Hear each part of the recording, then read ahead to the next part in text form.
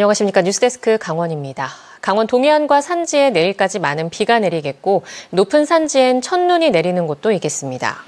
강릉, 속초, 고성, 양양, 평지와 정선, 강원 산지에 호우주의보가 내려진 가운데 오후 6시 기준 강수량은 삽당령 63mm, 강릉 왕산 57, 속초 조양동 46.5, 정선 임계 46.5, 강릉 42.2, 양양 40.5mm 등입니다. 기상청은 내일 밤까지 동해안과 산간에 50에서 100mm, 많은 곳은 120mm 이상 비가 내릴 것으로 내다봤습니다. 또 내일 오후부터 대청봉 등 해발 1000m 이상 높은 산간에 눈이 내리는 곳도 있겠습니다. 바람도 강해 내일 새벽부터 중남부 동해안에 순간풍속 시속 70km의 매우 강한 바람이 불겠고 동해 중부 전해상에는 최고 6m의 매우 높은 물결이 일겠습니다. 꼬박 2년 뒤인 2026년 10월 19일, 일명 교통올림픽이라고도 불리는 ITS 세계총회가 강릉에서 개막합니다. 총회 개최까지 2년을 남기고 강릉에는 첨단 교통시설들이 속속 도입되고 있습니다. 김인성 기자입니다. ITS는 지능형 교통체계를 뜻합니다. 전 세계의 교통 전문가들이 해마다 한 차례씩 모여 첨단 교통 시스템을 논의하는데 바로 2026년도 ITS 세계총회가 정확히 2년 뒤인 2026년 10월 19일 강릉에서 개막합니다. 행사의 개폐막과 주요 회의가 열리게 될 컨벤션 센터는 최근 기초공사가 진행되고 있습니다. 도내 최초의 컨벤션 센터인 만큼 강릉시는 ITS 세계총회 이후에도 다양한 활용 방안을 고심하고 있습니다. 국제규모 행사들, 또 체육 행사를 포함한 모든 마이스 행사들을 강릉시가 유치할 수 있는 인프라가 구축이 되는 겁니다. 숙박시설들과 또 체육시설, 이런 관광시설들이 다 같이 시너지를. 강릉시에는 이미 ITS 세계총회에 대비한 다양한 시설들이 하나씩 들어서고 있습니다. 강릉시 지능형 교통체계를 통해 이미 시내 도로에서의 교통 흐름과 지정체 상황, 각종 공사 상황은 물론 날씨 정보 등 모든 교통 관련 정보를 총망라해 보여주고 있습니다. 지난해부터는 이미 AI 자율주행 버스와 승합차 6대가 시내 여러 노선을 누비며 도로 데이터를 학습하고 있습니다. 최근엔 노인과 장애인 등 교통약자들을 위한 스마트 횡단보도가 강릉 시내 44곳에 설치돼 운영되기 시작했습니다. 도로 교통 상황을 실시간으로 분석해 운전자들에게 다양한 정보를 알려주는 전광판도 시내 26곳에 설치돼 운영하고 있습니다.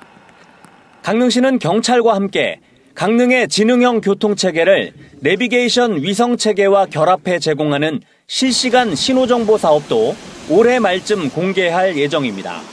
여기에 이르면 올해 말부터 기존 마실버스를 개량한 자율주행 버스를 강릉 연곡면에 투입해 운영합니다. 강릉시는 현재 시내권에 주로 설치한 첨단 교통시설들을 점차 주요 관광지와 시 외곽으로도 확대 설치해 나갈 방침입니다. 강릉을 찾는 관광객들뿐만 아니라 시민들에게도 그 구역에 대한 안내를 하고 있습니다. 보다도 확대를 통해서 26년 ITS 세계총회 개최도시 선도도시로서 발돋움할 수 있도록. ITS 세계총회까지 남은 2년 동안 강릉시는 더 다양한 첨단 시설물과 기술을 더 많은 곳에 설치해 국내 최고의 첨단 교통도시가 되겠다는 야심찬 꿈을 꾸고 있습니다. MBC 뉴스 김인성입니다. 깊어가는 가을 강릉 곳곳에서 멋과 맛을 즐기는 축제 행사가 이어지고 있습니다. 우아한 고전 음악을 즐기는 하슬라 국제예술제는 관객들의 감성을 채우고 강릉 대표 세계 각지의 내로라 하는 면 요리가 총출동한 누들 축제도 개막해 미식가들의 입맛을 자극하고 있습니다. 박은지 기자입니다. 어둠이 내리고 불을 밝힌 강릉 아트센터 공연장. 하슬라 국제예술제가 개막 닷새째를 맞아 연일 이어지는 수준 높은 클래식 공연은 관객들의 발길을 이끕니다. 조재혁 피아니스트께서 또 이런 하슬라 제1의 이런 음악회를 만들어서 강릉 조금 문화적으로 서울이나 이런 데서는 조금 저희가 가기가 좀 그래도 번거롭잖아요. 근데 이렇게 가까이 있어가지고. 예술 감독을 맡은 피아니스트 조재혁과 선우예권이 함께한 무대는 장난감 피아노와 오르간이 어울려 모차르트의 발랄한 선율이 색다르게 다가갑니다. 이 건반이 그 웨이트가 굉장히 작기 때문에 그 칠 수 있는 곡은 한정이 돼 있지만 모차르트의 곡을 선정을 해서 쳐보니까 너무 잘 어울리는 거예요. 낮에는 관객들과 더 가까이 찾아가는 공연도 곳곳에서 열렸습니다. 13일 개막 이후 줄곧 60%가량 객석 점유율을 보이고 있고 20일 폐막 공연을 끝으로 대미를 장식합니다. 강릉 월화거리에서는 면 요리의 진심인 미식가들을 부르는 누들 축제에 막이 올랐습니다. 장칼국수, 옹심이, 막국수 같은 강릉 대표 메뉴는 물론 세계 대표 면 요리가 한자리에 모였고 맛있는 냄새와 눈길을 끄는 다양한 메뉴에 긴 줄이 늘어섭니다. 고물가 시대 부담 없이 미식을 즐길 수 있도록 음식 가격은 전부 5,000원으로 통일해 골라 먹는 재미도 있습니다. 다양한 음식을 한 군데에서 맛볼 수 있어서 너무 좋고, 그리고 가격도 저렴한데 요즘 물가 비싸다 보니까 가격도 저렴한데 되게 양도 충분히 많이 주셔서. 음식 체험 외에도 제면 대회 등 볼거리와 버스킹 공연 등도 마련되는데 축제 기간 비가 예보돼 있어 행사장 주변 비가림막 등의 시설을 추가해 불편을 줄이기로 했습니다. 오는 24일부터는 커피도시 강릉이 자랑하는 제16회 커피축제가 강릉 안목 커피거리에서 개막합니다. 실내 박람회 행사 위주에서 벗어나 커피, 바다와 만나다라는 주제로 3개 분야 20여 프로그램이 마련될 예정입니다. MBC 뉴스 박은지입니다. 오대산 단풍이 지난 15일을 기점으로 절정에 접어든 가운데 치악산을 비롯한 강원권 단풍 명소들도 대부분 다음 주에 절정을 맞을 전망입니다. 기상정보 전문업체 K웨더에 따르면 설악산은 모레인 20일, 치악산은 오는 24일 단풍이 절정을 맞을 것으로 예상됩니다. 올해 9월까지 늦더위가 기승을 부리면서 오대산은 평년보다 첫 단풍이 7일, 설악산은 6일, 치악산은 4일 늦게 들었고 이에 따라 단풍 절정 시기도 늦어지고 있습니다. 제주 바다는 14곳이 해양보호구역으로 지정돼 있을 정도로 독특한 생태계와 빼어난 경관을 자랑합니다. 하지만 시민탐사대가 석 달 동안 해양보호구역을 전수조사했더니 관리가 제대로 되지 않은 것으로 나타났습니다. 제주 MBC 이따금 기자가 보도합니다.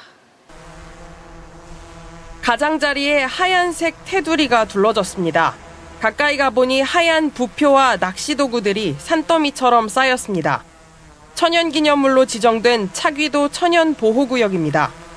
또 다른 천연보호구역으로 지정된 문섬 일대 바닷속. 분홍빛 연산호 사이로 파란 낚싯줄이 이리저리 엉켜 있습니다. 추자도 앞바다에도 낚싯줄이 산호에 단단히 걸려 잡아당겨도 쉽게 빠지지 않습니다. 모두 제주 해양보호구역의 모습들입니다. 보면 중국어가 써 있는 쓰레기들도 있고 이제 뭐 출처가 어딘지 잘 모르겠는 쓰레기들도 이렇게 떠내려오고 있는데 시민들이 모여 만든 파란 탐사대가 지난 5월부터 8월까지 천연기념물과 생태보호구역, 해양도립공원 등 해양보호구역 14곳을 전수조사했습니다.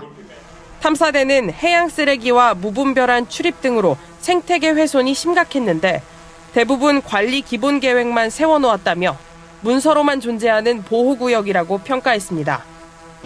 특히 관리 주체가 여러 곳이어서 서로 떠넘기기만 하는 등 적극적인 관리가 되지 않는다고 지적했습니다.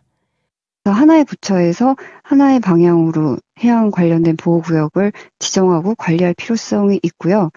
생태계 보전을 목적으로 지정된 제주의 해양보호구역은 327제곱킬로미터. 전문가들은 보호가 필요한 곳은 절대 보전구역으로 지정하는 등 단계별로 나눠서 관리하는 용도지구제 도입을 제안했습니다. MBC 뉴스 이따금입니다. 국회 과학기술정보방송통신위원회에서 오늘 한국과학기술연구원 키스트 강릉분원의 스마트팜 시설을 방문해 현장 점검을 벌였습니다. 국회 과방위는 오늘 오후 최민휘 과방위원장을 비롯해 김현, 노종면, 정동영, 최형두, 이준석, 이혜민 등 여야 의원과 관계자 등 50여 명이 평창군 대관령면에 있는 키스트 강릉분원 스마트팜 재배 시설을 찾아 둘러보고 질의응답을 이어갔습니다. 이 자리에서 의원들은 키스트 강릉분원의 AI를 활용한 스마트팜 기술 시연회에 참관하고 대관령에 자생하는 감나무 잎으로 만든 안구 건조증 치료제를 비롯한 키스트 강릉분원의 개원 이후 성과를 점검했습니다. 2019년 동해안 산불 당시 소상공인들을 위해 지원했던 긴급 경영안정자금의 만기를 연장해줘야 한다는 주장이 나왔습니다. 강정호 강원도 의원은 2019년 고성군과 강릉시, 동해시에서 발생했던 동해안 산불로 당시 228명이 333억 원의 긴급 경영안정자금 대출을 받았는데 5년 거치 기간이 올해 4월 끝나 원금 상환이 시작됐다고 밝혔습니다. 강 의원은 2억 원을 대출받은 소상공인의 경우 매달 333만 원을 상환하고 있다며 아직 자립 기반을 제대로 회복하지 못한 소상공인들의 부담을 덜어주기 위해 원금 상환 시기를 유예해달라고 강원도에 요청했습니다. 양양공항을 거점으로 한 플라이강원의 회생 절차가 조기 종결됐습니다.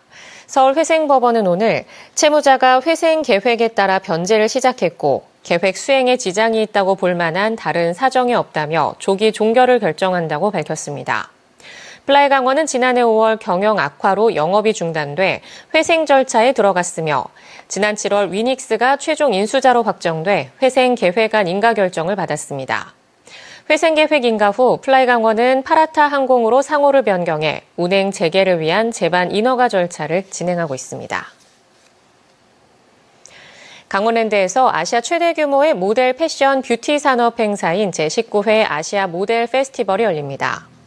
오는 30일부터 11월 3일까지 하이원 리조트 그랜드 호텔에서 열리는 이번 행사는 아시아 25개 나라에서 참여합니다. 강원 뉴스 마칩니다. 시청해주신 여러분 고맙습니다.